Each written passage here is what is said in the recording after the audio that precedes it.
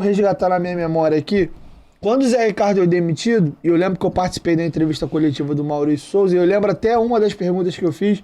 Quem perguntou sobre o Marlon Gomes na coletiva nesse dia fui eu. Porque eu já vinha muito talento do Marlon Gomes e o André já estava jogando e o Marlon não. Sim. Eu pergunto, não sei se você vai lembrar, mas eu perguntei do Marlon nessa coletiva. O que eu queria te perguntar, Brasil, é o seguinte. Por que deu errado? E quando eu falo deu errado é naquele momento. Porque ninguém joga bem todo dia, ninguém trabalha bem em todo lugar, e não necessariamente porque um trabalho performou tem único e exclusivamente a ver com o profissional. Eu acho o Barbieri um baita de um treinador. Sim. No Vasco não deu certo. Deu certo. Mas como deu muito certo no Red Bull, deu certo no Flamengo boa parte do tempo. Em outros clubes, às vezes deu certo, às vezes não deu, e isso é muito subjetivo. Mas, especificamente, eu sei que isso gerou um pouco de trauma nele, porque eu já convidei o Maurício para vir algumas vezes aqui ano passado, e pelo amor de Deus, de Vasco agora não. Eu acho que isso criou um bloqueio, alguma coisa nele. Ele, por um momento, ele não queria falar de Vasco. Não fala de Vasco e tal. Não sei até que ponto foi frustrante, porque foi a grande oportunidade profissional da vida dele, em termos de profissional. Até então ele era um cara renomadíssimo em base. Conta pra gente um pouco desse bastidor da chegada do Maurício de Souza, e depois da obra acabada, completa, ele chegou e já saiu. Tu acha que foi um equívoco naquele momento? Não o Maurício, mas o momento do Maurício, o momento do Vasco? Foi um equívoco. Eu já vou começar pelo final. E eu não tenho nenhum problema em te dizer isso, tá? Porque eu acho que foi sofrido o ano, né? Foi sofrido pra gente, foi sofrido pro torcedor, e eu acho que o torcedor do Vasco não merecia esse sofrimento de maneira nenhuma. Eu gostaria muito de ter sido campeão e ter tido acesso como o Cruzeiro teve, com tranquilidade, né? Sem problema nenhum. Isso seria fantástico, mas infelizmente os problemas foram acontecendo no decorrer do tempo e a gente precisava corrigir. Eu como gestor, e eu tô nisso aí, sei lá, há uns 40 anos, né? Como gestor, efetivamente como gestor. A minha preparação acadêmica é toda como gestor e etc. Eu já cometi diversos erros na minha vida e não vou deixar de cometê-los, tá certo? Hoje eu li no Instagram um depoimento muito forte do Alexandre Matos. Você deve ter lido também sobre a vida profissional dele. E que eu concordo plenamente. Qual foi o depoimento? Que ele fala das vitórias e ele acha que aquilo ali é o auge e tal, e aí ele começa ele fala que ele fala que ele deslumbrou. Exatamente. Ele mesmo assume. E fala que tem os fracassos e tal, e aquilo ali vai mostrando que a vida é diferente e tal. Eu nunca fui um cara deslumbrado, tá? Te confesso que nunca fui. Eu aprendi na minha vida a ter vitórias e derrotas. A maior derrota minha foi perder meu pai com 13, 14 anos de idade. Ali eu tive medo. Tive medo da vida, entendeu? Depois disso, os medos são naturais. São friozinhos na barriga que eu acho até importante tê-los para que você possa enfrentá-los, tá certo? Mas eu não me omito. Eu nunca me omiti em nada. Absolutamente nada. Eu vou tomar as decisões.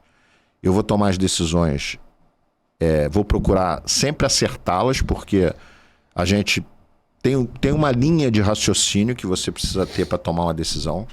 Você está aqui, você é dono do teu negócio e você sabe disso. Você precisa ter uma linha de raciocínio e uma linha de planejamento para poder tomar as decisões que você toma. Até na tua vida pessoal é assim, claro, né? E eu fui criado dessa forma, estudei e me preparei dessa forma. Então, a única coisa que eu não posso fazer é me omitir. Eu tenho que fazer o que eu penso que é o melhor, tá certo? A contratação do Maurício, ela acontece da seguinte forma. O Vasco não tinha dinheiro para contratar um grande treinador. Ponto. Isso é fato. Ainda assim, eu entendia que o Vasco poderia ter um treinador numa prateleira maior um pouco. Não é capacidade que eu tô falando, tá? No sentido de carreira. Tô falando no sentido de carreira, exatamente. Pensamos em alguns nomes, posso citar 2 deles que eu cheguei a conversar, o Jardine e o Barroca. O Jardine era um treinador inviável naquele momento, porque ele tinha acabado de fechar com um time no México, que não é o América, que ele até foi campeão agora mexicano, se não me engano. E o Barroca não quis nem ouvir proposta, porque ele tinha um compromisso com o Avaí firmado que ele não queria abrir mão, tá certo? O que eu acho extremamente válido e respeitei. A partir daí, os nomes que tinha financeiramente não cabiam dentro do que o Vasco se propunha a pagar. Nem o Anderson. Nem o Anderson. Nem o Anderson, nem o que está no Curitiba agora.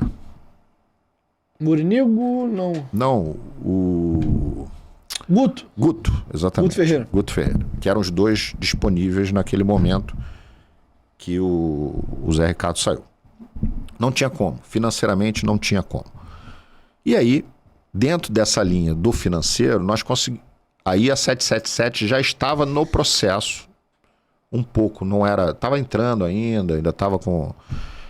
E a gente vai e manda para a 777, tanto eu como os analistas, vários nomes de treinadores com a linha e a forma como eles propunham a jogar, o modelo de jogo dos times que eles haviam treinado.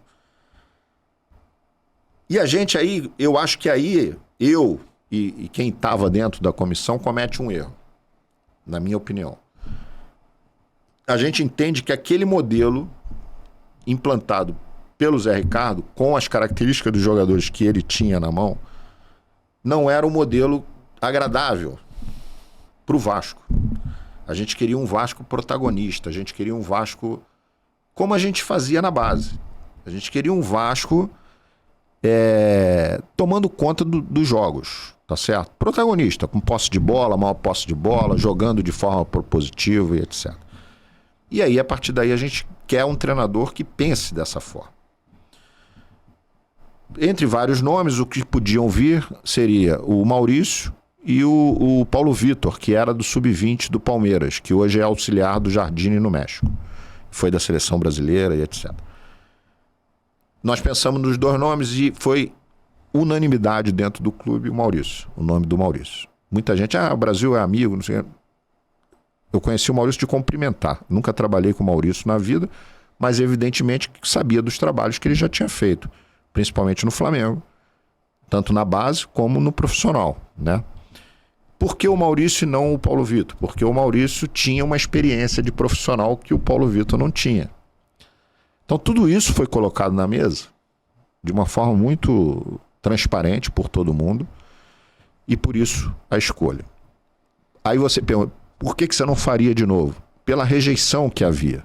E quando sai o nome, a rejeição é absurda. E não era nem por ele estar no Flamengo, porque o Zé Ricardo vem do Flamengo pro Vasco. Eu não sei o que aconteceu, na realidade. Mas é porque justamente a torcida... Eu acho que era pelo fato dele ser base. Não, era isso mesmo. Não é, até porque o Zé Ricardo vem do Flamengo pro Vasco super super bem. Acho que somou a questão do Flamengo também, enfim. Não, foi justamente por ser inexperiente mesmo. Exatamente.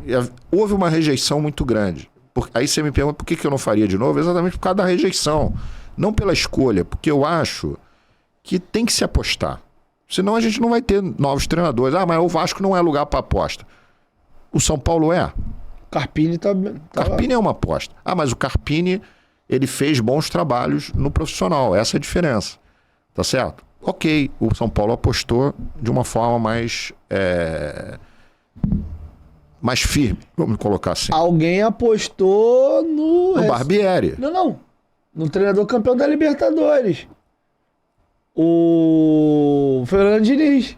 Não, o Diniz, sim. Veio de clubes menores até recebeu uma primeira oportunidade. Todo mundo tem que ter uma primeira oportunidade. O Maurício tem a oportunidade dentro do Vasco simplesmente porque era uma questão orçamentária. Era o que dava. Tá certo? E ele tem uma capacidade como treinador muito grande. Eu vou continuar dizendo isso e afirmando isso. Ele é um grande treinador.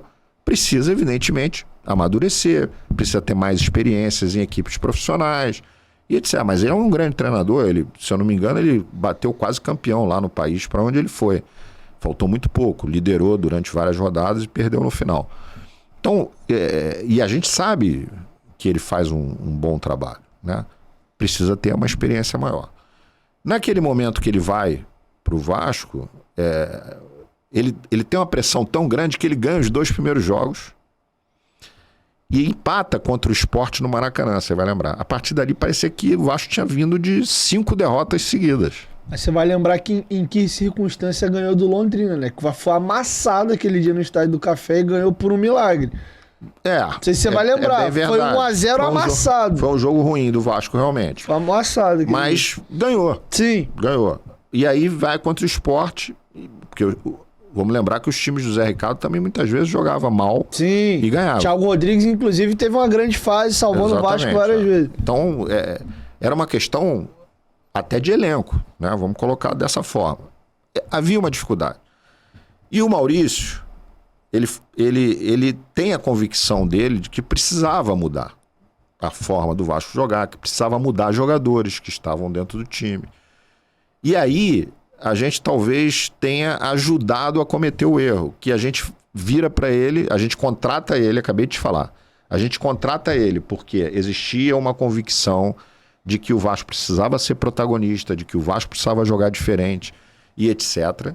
Ele tenta fazer isso com alguns jogadores e não consegue. Ele quer mudar o time e a gente fala para ele, cara, calma, vai com calma, porque... E a gente tem o Zé Ricardo como espelho, entendeu? Porque a gente vinha obtendo pontos com o Zé Ricardo daquela forma. Ali, eu acho que nós tiramos a convicção dele e ele ficou na dúvida, ele ficou no meio do caminho, sem saber se fazia uma coisa ou outra. Ele vai para um jogo lá contra o Vila Nova com o Zé Gabriel, ele barra o Yuri, né, na ocasião, e a gente perde o jogo. E a partir dali, o negócio ficou insustentável, né?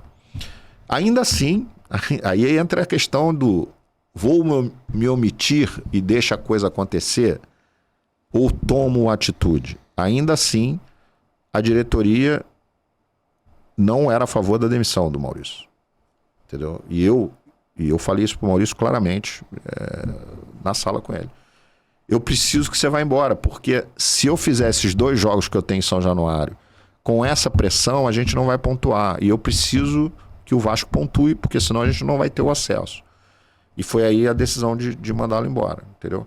Foi isso que aconteceu. Maurício, excelente profissional, excelente pessoa, é um cara que, eu desejo todo o sucesso do mundo e acho que vai ter como treinador, mas foi o momento que a gente trouxe foi ruim e o momento que o mandou embora também acabou sendo ruim no contexto.